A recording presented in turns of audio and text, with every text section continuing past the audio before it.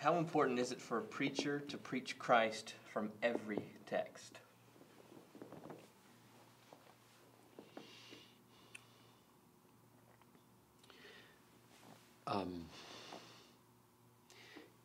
It's an ambiguous question. See if I can give the two ways I'm hearing it.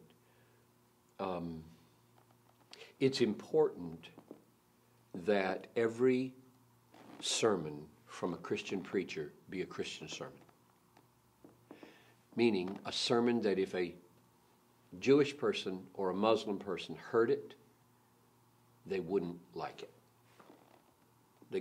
If they like it, something's wrong with it, because they reject Christ as Messiah and crucified and risen, as the forgiver of the sins of the world. And since they reject it, if they hear a sermon and they're totally okay with it, then something's missing.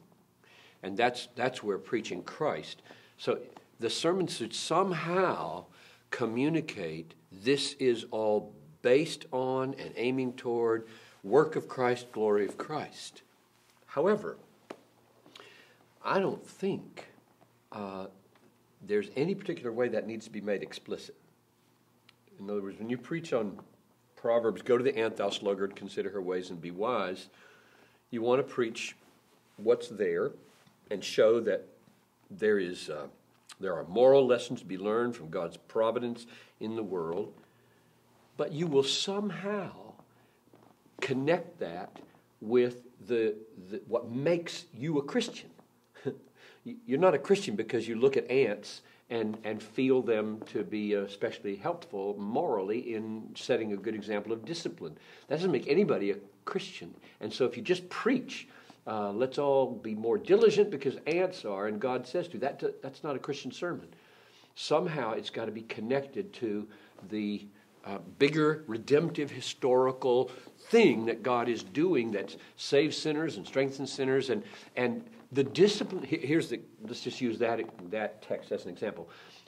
What makes that sermon finish is that what you want in preaching discipline is Christian discipline.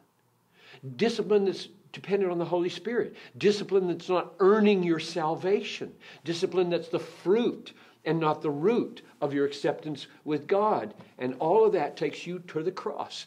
And so somehow or other, preachers, wherever they're preaching in the Bible, must somehow, and I don't want to dictate how, make it plain. This is a Christian sermon. It's got Christian roots. Christ is at the root. The glory of Christ is at stake. And I think there's hundreds of ways to do that.